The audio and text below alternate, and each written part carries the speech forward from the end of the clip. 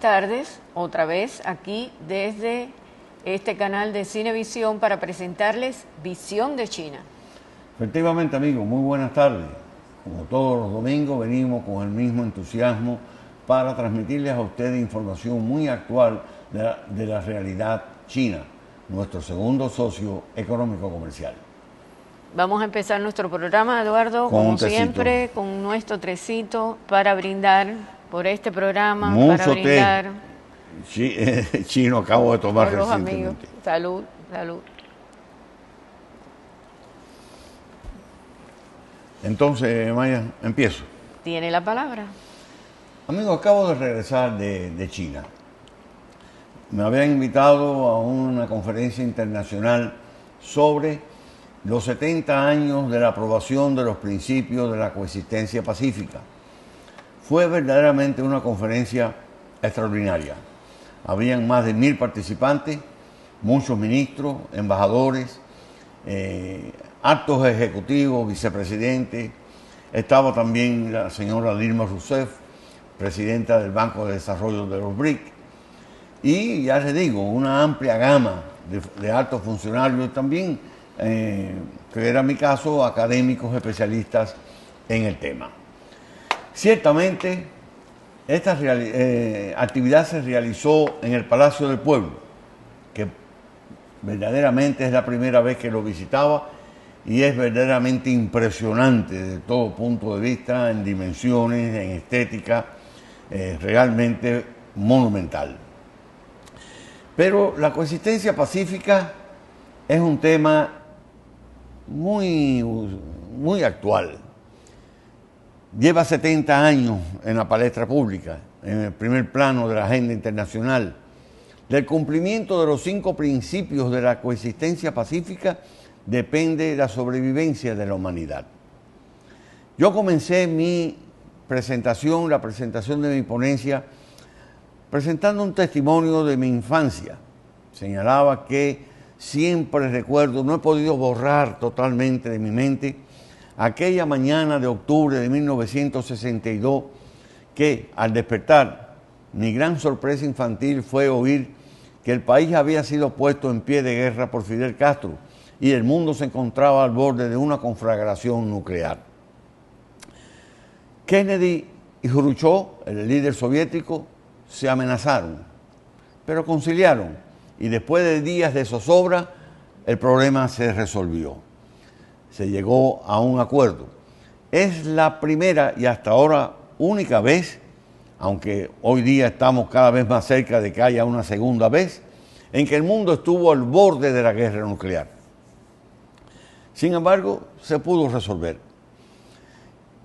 Ciertamente, al terminar la Segunda Guerra Mundial había quedado claro que habían 2 grandes superpotencias nucleares que además cada una de ellas lideraba un grupo importante.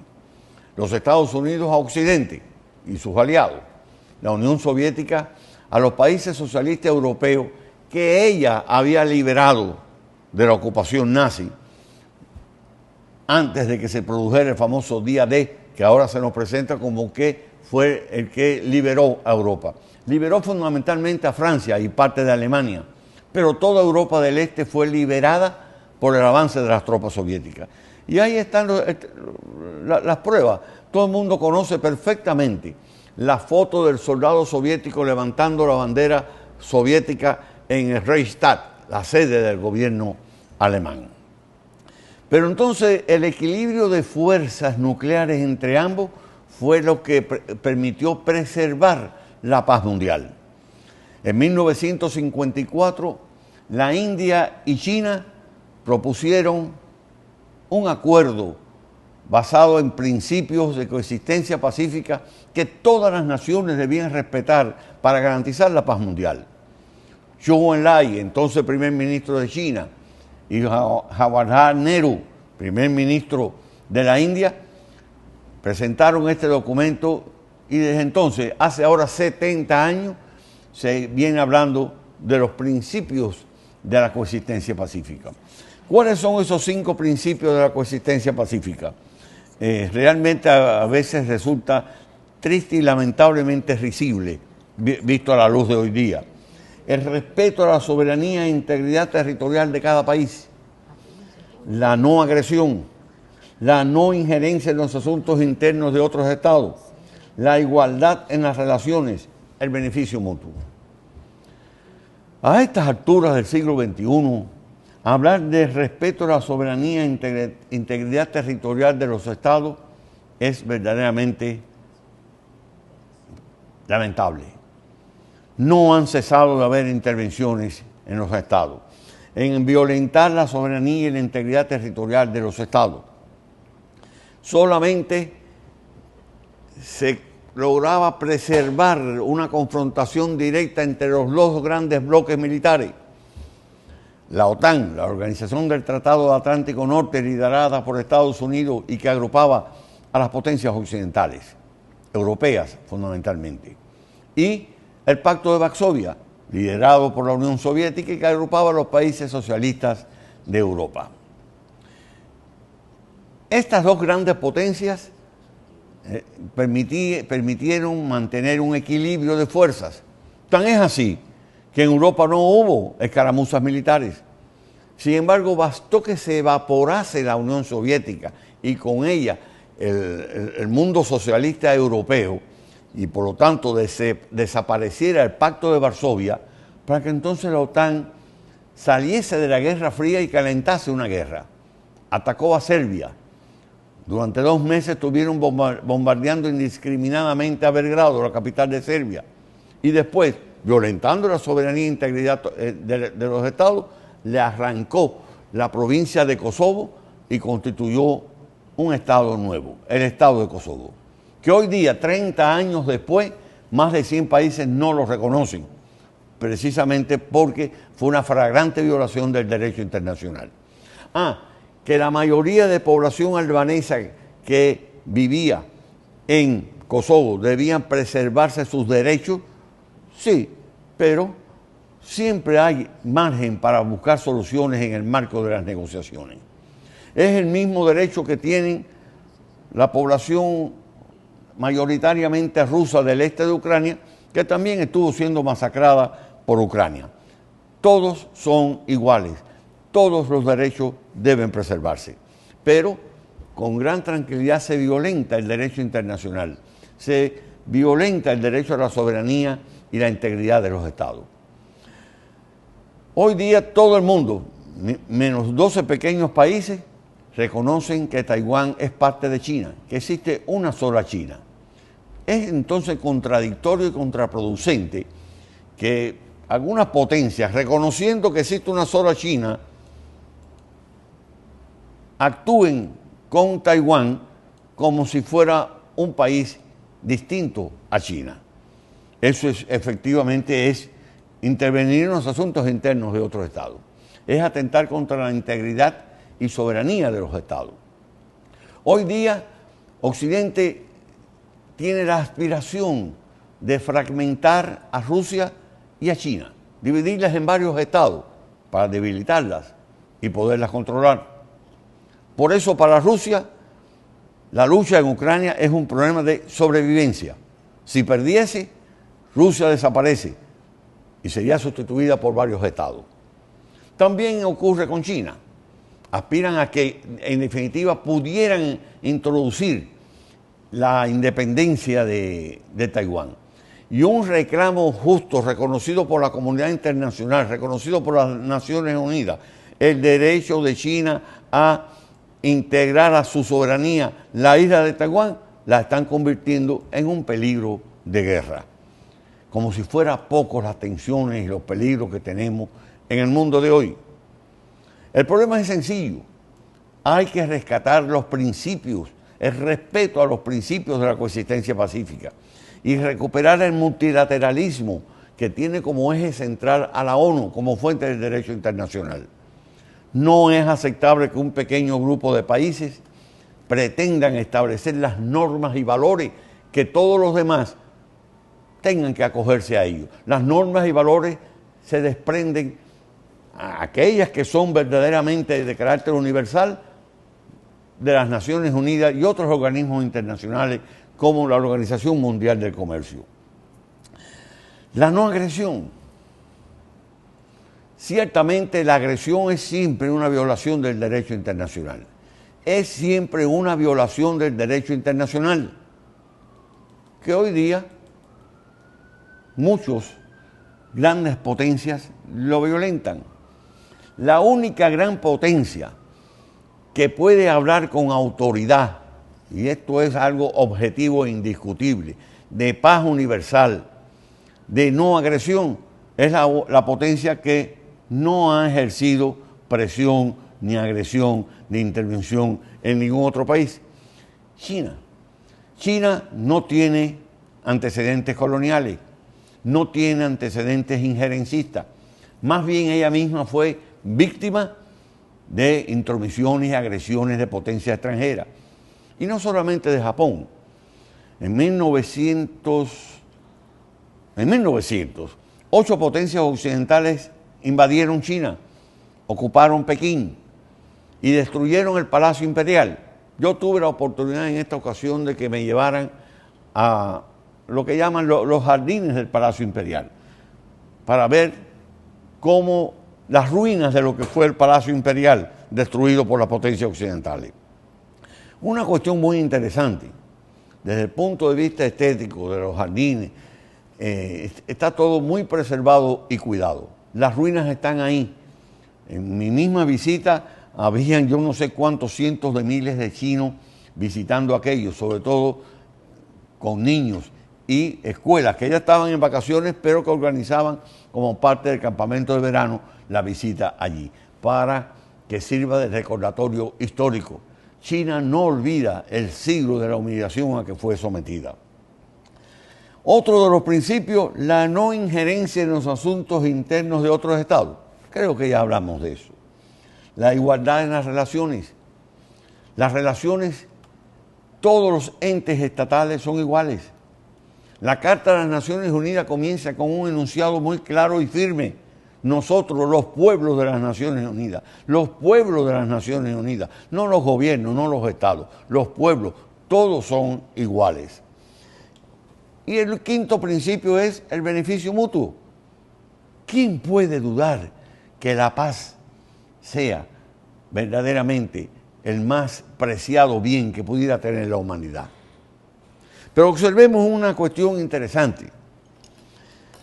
Veamos qué líder mundial presenta propuestas que conlleven verdaderamente a la armonía universal, que conlleven verdaderamente a crear un mundo en el cual se pueda vivir en paz. ¿Se lo han oído a Trump? No. ¿A Biden? No. ¿A Macron? No. ¿A los líderes ingleses porque salió uno y entró otro? No. ¿A Scholz de Alemania? No. ¿Al primer ministro japonés? No, ninguno tiene una propuesta de presentación. Por lo tanto, por mucho que duela, el único estadista que en el siglo XXI presenta propuestas concretas que pueden conllevar a garantizar y estabilizar un clima de paz mundial es Xi Jinping.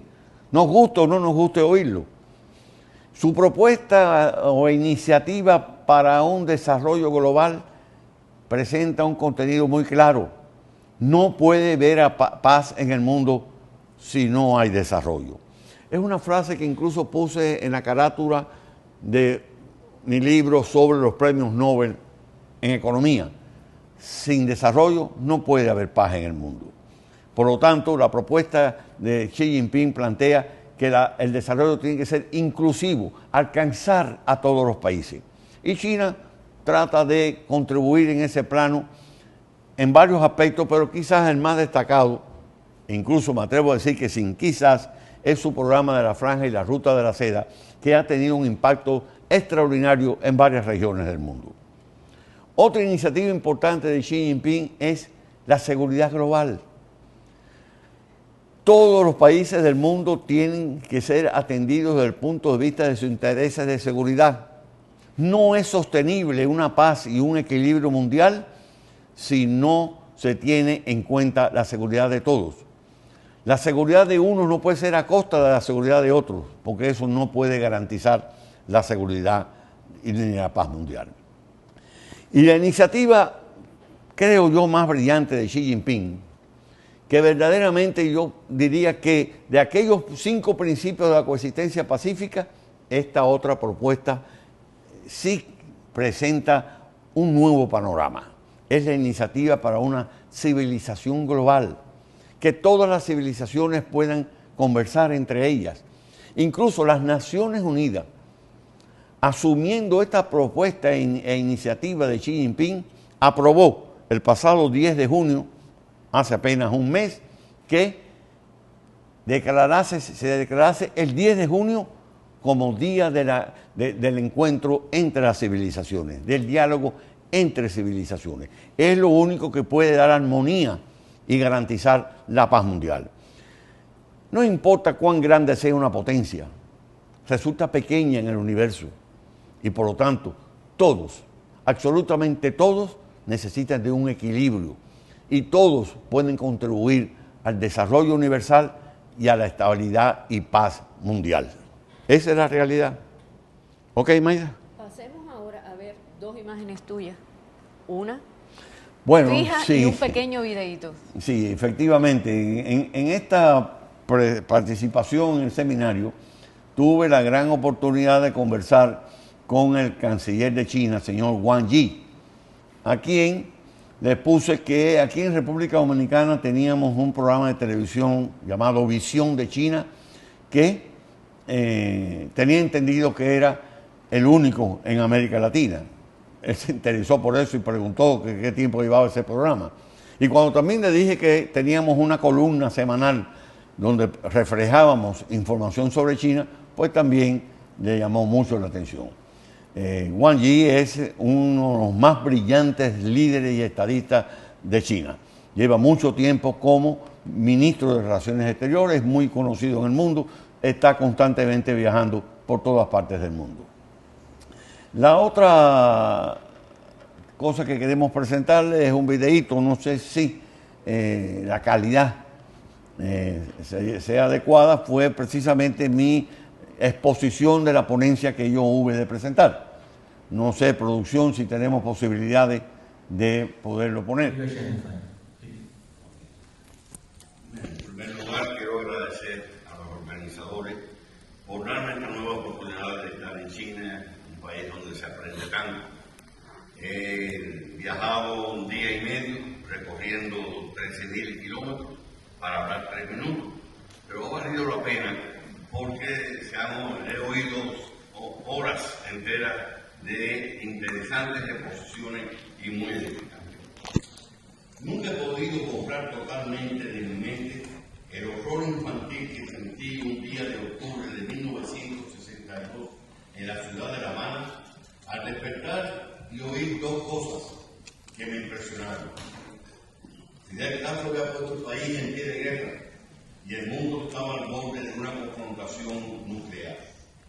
Tras días de zozobra, se superó el peligro, porque 2 grandes potencias comprendieron que eran demasiado fuertes para enfrentarse en una guerra sin vencedor. John Fitzgerald Kennedy y Nikita Khrushchev se amenazaron, pero conciliaron.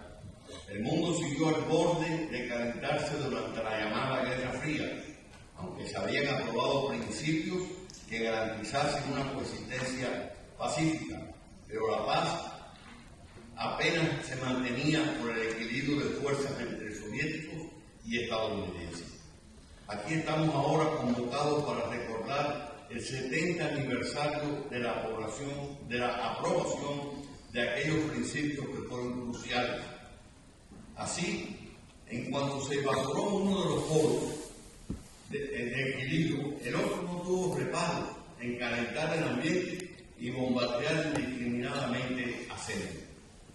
La paz, cada día más amenazada, sigue dependiendo del poderío nuclear de la potencia y su capacidad de respuesta ante una agresión. Aquellos 5 principios acordados para que el mundo pudiera vivir pacíficamente se menosprecian y pisotean en un mundo donde un grupito de naciones progresivamente menos influyentes pretenden eliminar las bases del derecho internacional y sus fuentes y creen que aún cuentan con fuerza para imponer valores y normas unilaterales. Hay que rescatar los principios de la coexistencia pacífica y el multilateralismo. Solo en el marco del respeto al multilateralismo de la ONU, con sus imprescindibles y urgentes reformas, pueden alcanzarse los objetivos de la coexistencia pacífica planteados en los 5 principios. Hablan de integridad territorial y no injerencia, pero aspiran a fragmentar a Rusia y China, convirtiendo la operación de Rusia en Ucrania en un tema existencial para Rusia. Y al inalienable derecho chino de soberanía sobre su isla de Taiwán lo convierten en un peligro de guerra. Abrogándose autoridades que no quieren, imponen a diestra y siniestra sanciones ilegales. ¿Qué queda de aquellos principios 70 años después para hablar de confianza mutua y respeto? Mientras que todos, absolutamente todos, no respeten el derecho internacional, no tendremos paz en el mundo. Digamos las cosas como son. Hoy por hoy, solo China presenta una visión objetiva de un camino que efectivamente puede conducir a la armonía global y a un mundo próspero para todos. Sin embargo, ¿cuál es el entorno real que nos rodea? Se registran en estos momentos 56 guerras activas, con 92 países involucrados de una forma u otra, provocando en 2023 el récord de 120 millones de desplazados. Por encima de egoísmo y ambiciones hegemónicas nacionales, la humanidad no puede seguir siendo indolente. El presidente Xi Jinping nos ha presentado un set de iniciativas que responden a la urgencia global que enfrentamos. La iniciativa de desarrollo global, sin un desarrollo inclusivo, no podrá haber paz. La iniciativa de seguridad global destaca que no puede haber espacio para la seguridad de uno a costa de la seguridad de otro. Como colofón, la iniciativa para una civilización global, aspiración máxima elemental que, sin embargo, ningún otro líder del mundo ha visualizado y que convierta al líder chino, pese a quien le pese, en el estadista global más destacado e influyente del siglo XXI. La propuesta debe conducirnos a una nueva dinámica en cada nación para confluir en un escenario en que se respeten las herencias históricas y se tomen valores comunes reconociendo la diversidad. Nos urge ser consecuentes con la convocatoria china, fomentando la igualdad y el diálogo constructivo entre civilizaciones. Ahí sí ya no habría espacio para guerra y amenaza, y más que coexistir, podríamos convivir en paz, armonía y bajo una gobernanza fructífera. Muchas gracias. Perdón. 5 segundos. Escuchemos a China que con su sabiduría milenaria nos abre un nuevo rumbo de esperanza en que la humanidad pueda tener efectiva y consecuentemente una comunidad de bienestar compartida. La ONU acaba de proclamar oportunamente el 10 de junio como Día Internacional del Diálogo entre Civilizaciones, reclamando un diálogo equitativo y respeto mutuo entre ellas. El mundo es demasiado grande, hay espacio y oportunidad para todos, no importa cuán extensa y poderosa sea cualquier potencia, aunque pequeña en el universo, puede contribuir a la grandeza de la humanidad. Muchas gracias.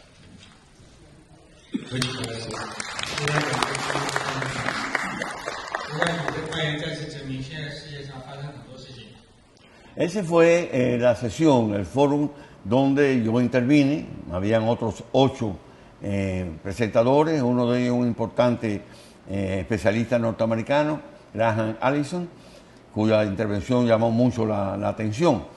El conductor de esa sesión fue el ex embajador de China en Estados Unidos, un político diplomático muy conocido y apreciado en China. Bien, Mayra. Pasemos ahora a un video musical, se llama La Tierra del Esplendor y se explica por sí mismo porque tiene traducción. Ok, veamos.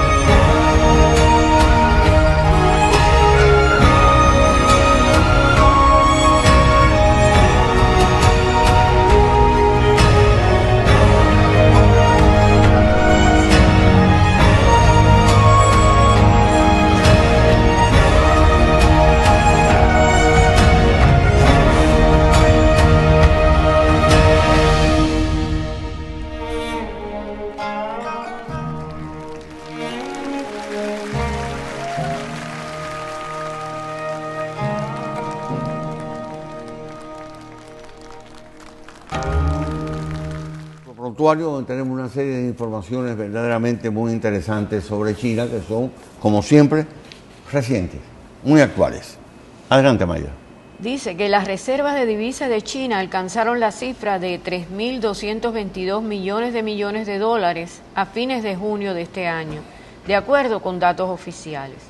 La cantidad se redujo en un 0,3% en comparación con el mes anterior, informó la Administración Estatal de Divisas, atribuyendo la disminución al impacto combinado de la conversión monetaria y los cambios en el precio de los activos. Afectados por diversos factores como las políticas monetarias de las principales economías, las expectativas del mercado y los datos macroeconómicos, el índice del dólar estadounidense y los precios de los activos financieros globales subieron en junio, explicó la administración. De acuerdo con los datos divulgados por el Banco Popular de China, las reservas de oro del país se mantuvieron sin cambios en junio en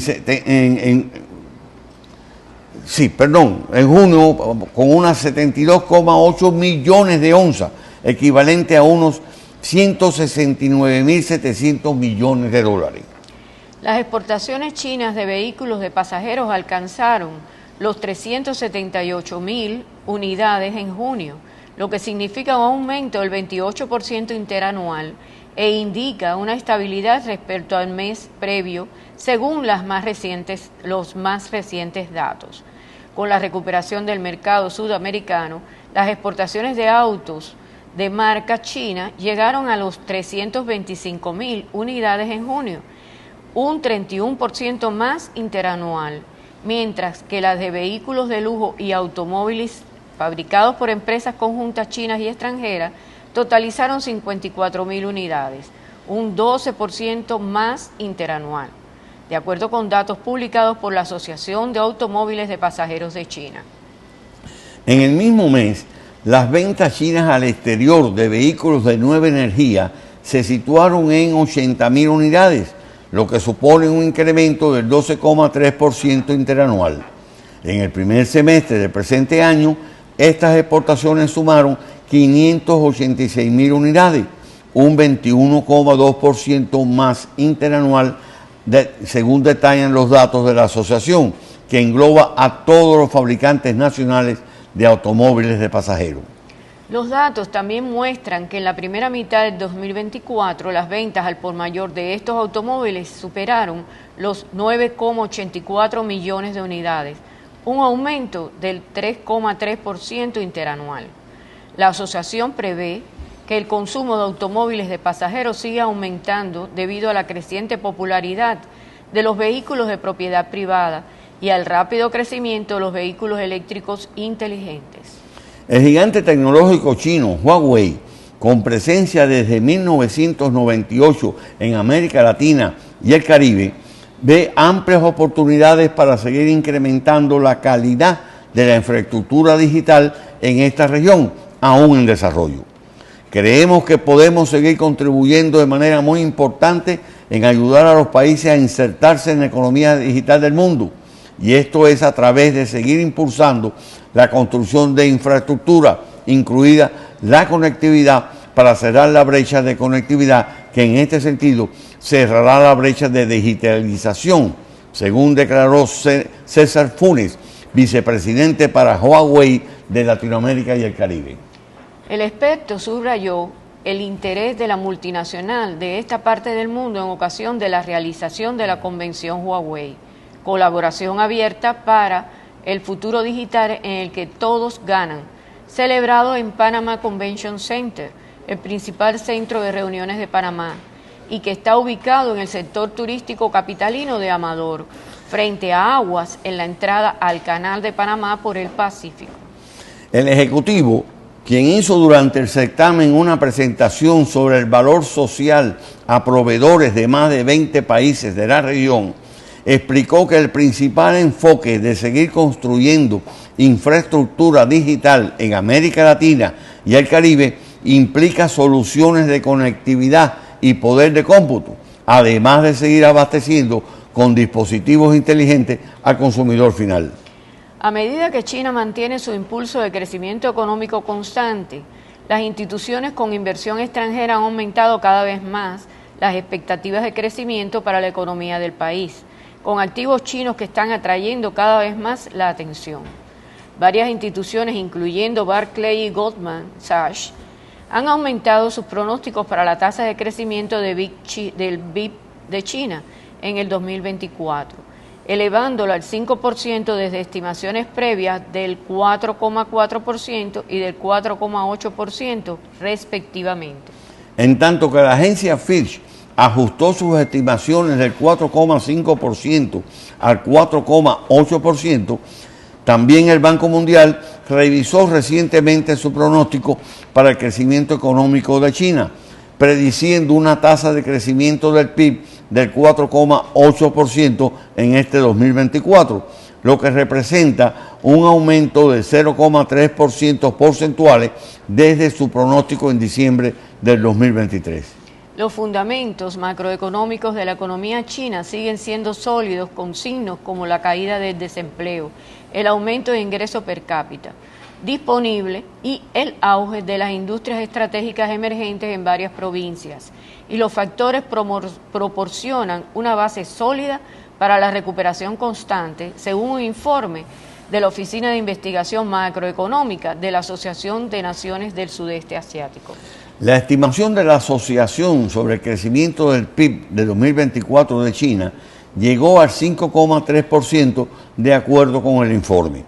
Los expertos de la industria creen que la revisión colectiva al alza de las previsiones de crecimiento económico de China por parte de las instituciones internacionales refleja una fuerte confianza en las perspectivas económicas del país y da confianza en la resiliencia y el potencial de la economía del país. En el contexto de la estabilización macroeconómica y la recuperación, las instituciones extranjeras también han mostrado interés en los activos chinos a bajas valoraciones. Desde finales de octubre del 2023, JP Morgan ha sido completamente optimista sobre el mercado de valores chino, indicó Wendy Liu, jefa de estrategia de acciones para Asia y China en JP Morgan, y agregó que China ha mostrado una recuperación económica significativa, que es favorable para el rendimiento de las acciones tipo A y las acciones de Hong Kong, apoyando aún más las valoraciones de las acciones. Bien, amigos, esa es la realidad del mundo y esa es también la realidad de la economía china, reconocida por instituciones internacionales como el Banco Mundial, el Fondo Monetario Internacional, JP Morgan, instituciones que no tienen gran simpatía por China, pero que tratan de garantizar su credibilidad internacional. Entonces, Maida. Pasamos ahora a una pausa y nos vemos en unos segunditos.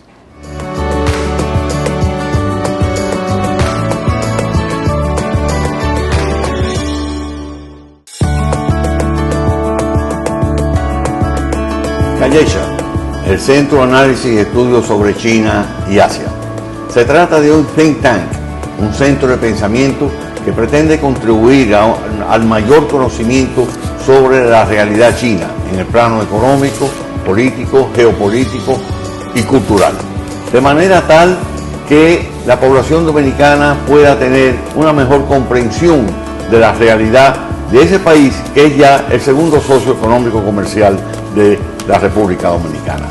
Al facilitar un mayor conocimiento, que es lo que humildemente pretendemos, estamos además contribuyendo potencialmente a que se puedan seguir incrementando las relaciones entre los dos países en el plano tanto económico como cultural y por supuesto en la coordinación política en todos los ámbitos. Esa es Callecha y ese es nuestro objetivo.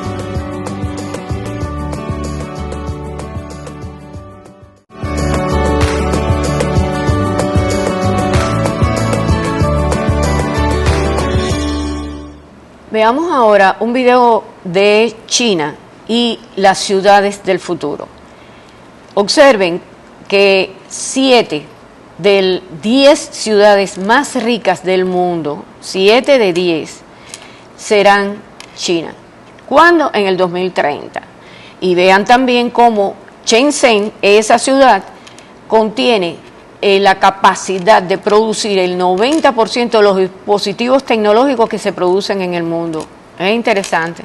Veamos.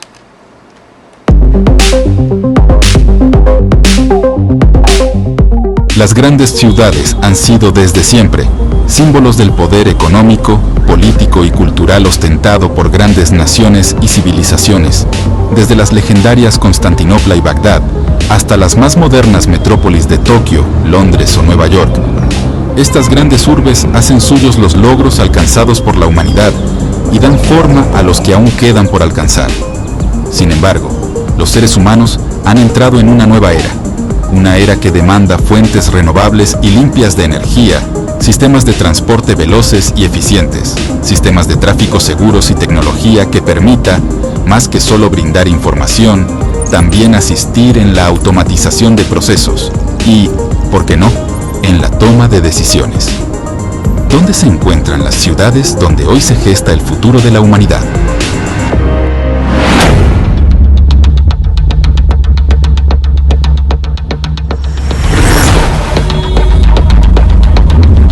Tras un crecimiento económico y una urbanización sin precedentes, la población urbana de China alcanzará los 1.000 millones de personas para el año 2030. Además, para este mismo año, su población pasará de tener un ingreso per cápita anual de $9.450 a $17.800, formando así parte de la población de ingresos altos. Según Oxford Economics, 7 de las 10 ciudades más ricas del mundo en 2030 serán chinas, con un Producto Interno Bruto colectivo equivalente al de Alemania. Iniciamos primero construyendo la infraestructura de transporte a través de las vías entre Beijing y Xiong'an. Ustedes saben mejor la importancia de este proyecto. Ustedes están haciendo un trabajo pionero al construir en el área de Xiong'an y que tendrá una importancia duradera para el próximo milenio.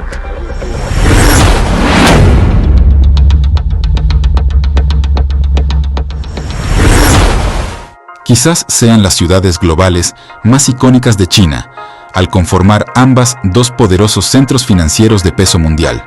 Shanghái es un importante puerto marítimo y centro del comercio internacional, además de ser un centro de desarrollo tecnológico en inteligencia artificial, tecnología financiera y biotecnología. Cuenta también con una variada propuesta cultural conformada por museos, festivales y galerías de arte. Por otra parte, Hong Kong ha sido la cara más abierta a la globalización por parte de China, conformando una región especial que rápidamente se convirtió en un puente entre China y los mercados de la economía global. La mezcla entre tradiciones chinas y occidentales le brindan un ambiente cosmopolita, típico de las ciudades globales.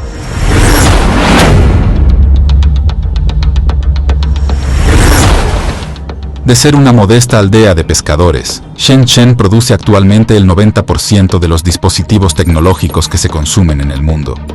Y es llamada el Silicon Valley de China. Shenzhen no es solo una ciudad industrial, sino todo un gran ecosistema abierto. Actualmente en el mundo, a donde vayas, la gente joven quiere emprender sus propios negocios y muchos de estos están enfocados en el hardware. Entonces, queremos enfocarnos en este grupo.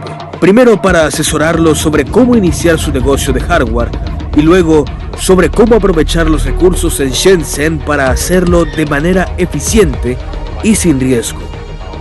Es una metrópolis tecnológica con 12 millones de habitantes y alberga empresas como Huawei, OnePlus y Tencent. Este enfoque por la tecnología ha sido implementado en la ciudad, la cual ha logrado controlar la contaminación ambiental, la renovación de los ambientes urbanos y la mejora de la salud de sus habitantes. Se espera que Shenzhen sea la que dirija el camino de China y la convierta en exportadora de conocimiento basado en la ciencia y la tecnología. Este proyecto, conocido como Ciudad del Futuro, está ubicado a 100 kilómetros al suroeste de Beijing. Su propósito fundamental es aliviar la densidad poblacional de la capital china, donde residen aproximadamente 21 millones de personas. El camino de desarrollo de China no solo beneficia al pueblo chino, sino que impulsa el desarrollo conjunto del mundo entero. Esta ciudad del futuro se desarrolla en un terreno de aproximadamente 2.000 kilómetros cuadrados, lo que representa casi 3 veces el tamaño de Nueva York. Su planificación se centra en la urbanización sostenible y verde, con la disposición de parques y cinturones arbóreos cerca de los hogares. Xiong'an es considerado por China como un proyecto de importancia crucial para el nuevo milenio y tiene como objetivo convertirse en un conjunto de ciudades de clase mundial. China lidera la nueva era en la transformación tecnológica, económica y política mundial, logrando un desarrollo sin precedentes en la historia de la humanidad, enfocado en la mejora de la calidad de sus habitantes, y a diferencia de otras potencias mundiales, sin sancionar, invadir o bombardear a ningún otro país.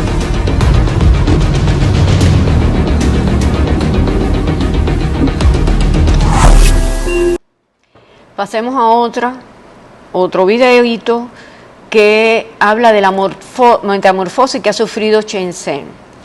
Esta ciudad es la que más ha crecido y ha crecido en estas últimas décadas de forma vertiginosa.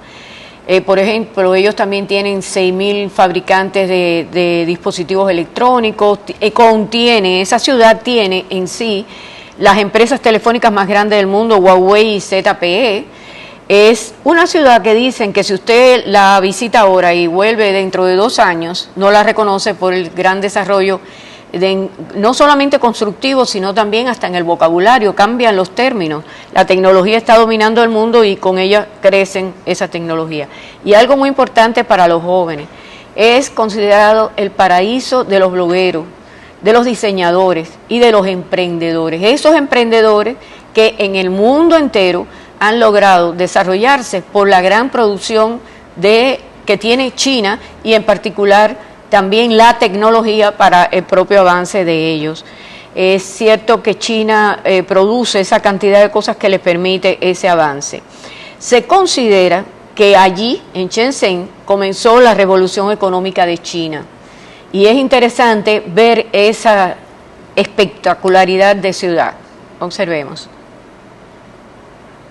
Hay un dicho en China que es 20年看深圳，100年看上海，500年看北京，2000年看西安。Xi'an fue la capital de las dinastías más importantes de hace 2000 años. Beijing fue la capital desde las últimas 2 dinastías. Shanghái fue la metrópoli más importante del país desde hace un siglo. Y Shenzhen fue el lugar que más ha crecido en las últimas décadas. Hi, 大家好， bienvenidos a Mandarin Lab. Yo soy Fei. Hoy visitamos Shenzhen y presentamos la ciudad con la metamorfosis más rápida de la historia. A primera vista, Shenzhen puede parecer otra metrópoli densamente poblada, pero para los emprendedores y programadores es una auténtica meca tecnológica. Shenzhen es considerada como el Silicon Valley chino, ya que aquí está concentrada la industria electrónica y de innovación del país. Hace 40 años, Shenzhen era una pequeña localidad pesquera en la provincia de Guangdong, justo al norte de Hong Kong. Hoy no solo es una de las ciudades que más rápidamente está creciendo en el mundo, es también un gigantesco centro tecnológico en ebullición. Las cifras son impresionantes. Esta ciudad alberga 6.000 fabricantes de dispositivos electrónicos, muchos de ellos tan fuertes como desconocidos fuera de China. Pero además es sede de 2 de las 5 compañías de teléfonos más grandes del mundo, Huawei y ZTE. En esta ciudad se produce la mayoría de los teléfonos de China, y China produce más de la mitad de los 2.500 millones de celulares que se venden al año en todo el mundo. Shenzhen es también uno de los puertos más grandes del mundo por tráfico de contenedores. De 1980 al 2019, el PBI de Shenzhen creció de $40 millones a $400 millones, con un crecimiento anual del 20% de su tasa de PBI, lo cual es un número altísimo, porque ya cuando hablamos de cifra de 6% anual, 7% anual, ya son tasas muy altas de crecimiento, y de hecho como que la economía en general, digamos, de China, por ejemplo, cuando en los años que más crecía a una tasa del 10% y se lo llamaba el milagro chino. O sea que dentro del milagro chino una tasa del 20% anual es realmente un fenómeno increíble. ¿Cómo pasó de ser una localidad pesquera a una moderna metrópoli con una población permanente de más de 13 millones de habitantes? En 1979, Shenzhen fue declarado una zona económica especial, la primera en China dentro de la nueva política de reforma y apertura. La medida propició una rápida inversión multimillonaria, tanto de capital chino como extranjero. La inversión atrajo a miles de migrantes e impulsó la construcción de fábricas y viviendas. El fenómeno de Shenzhen no fue un caso aislado, sino es parte de la transformación de China, conocido como el milagro chino. Uno de los cambios más importantes de la reforma del 78 es la apertura a la inversión extranjera. Este proceso se inició con la creación de zonas económicas especiales para que pudiesen operar libremente las empresas del exterior, las que estaban relativamente exentas de regulaciones burocráticas e intervenciones que dificultaban su manejo. Al principio fueron 4 en la región costera del país: Xiamen, Shenzhen, Zhuhai y Shantou. Las zonas económicas especiales se convirtieron en motores de crecimiento para la economía nacional, ya que su producción era destinada principalmente a la exportación, permitiendo al país disponer de divisas necesarias para atender los requerimientos de insumos y de equipos importados. La presencia de empresas extranjeras también contribuyó de manera sustancial a la modernización del sistema económico, ya que permitió incorporar tecnología y know-how tanto de los aspectos específicamente productivos como de organización y gestión. Y esto se hizo ya sea a través de la creación de empresas mixtas entre chinos y extranjeros o el accionar de las compañías extranjeras que se radicaron en el país. Millones de trabajadores, técnicos y gerentes chinos pasaron a incorporar normas técnicas, procesos de ingeniería y prácticas de manejos adecuados para competir en los mercados mundiales. En términos generales se puede decir que China supo aprovechar el potencial de retraso. Esto quiere decir que pudo sacar ventaja del hecho de venir atrasado. Entonces pudo, aprender las naciones más desarrolladas e incorporar a bajo costo y a poco riesgo las mejoras institucionales, industriales y también tecnológicas. Sin embargo, el fenómeno chino no se agotó solamente alcanzando las economías más aventajadas, sino que en los últimos años hay una clara muestra de un impulso autogenerado. Una de las cosas que más caracteriza a China es la velocidad del cambio. Y esta velocidad es lo que hace que sea tan difícil para la gente desde Occidente entender China. Porque, por ejemplo, los cambios abruptos no solamente se da desde el punto de vista económico, sino también social. Y, por ejemplo, un paper de hace 3 o 4 años que cuenta sobre la realidad de China, probablemente en el caso de cualquier otro país, un paper de hace 3 o 4 años todavía es un paper actualizado, pero en el caso de China probablemente ya es un texto de historia moderna, porque ya la situación cambió. Y un ejemplo de esto en el ámbito social es, por ejemplo, la palabra de mujer sobrante, ¿sí?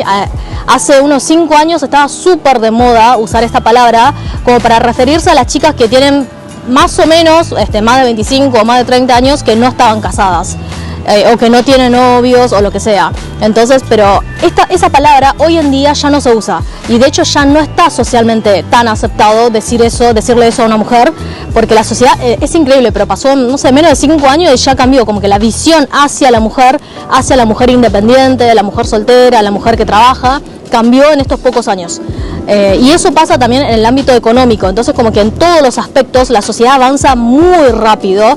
Hay mucha gente que se queda con una visión de China de hace, no sé, 5 años, hace una década o hace incluso más tiempo, y la verdad que eso está totalmente desactualizado. Este es un país que en 1 o 2 años ya cambia, las modas cambian todos los años, las palabras nuevas también surgen todos los años y no se puede, como quedarse con una visión de hace un par de años porque ya no se adapta a la realidad actual del país. Shenzhen es donde empezó la revolución económica del país y ahora las compañías... Sí, ya la tecnología 4.0 está en marcha en China.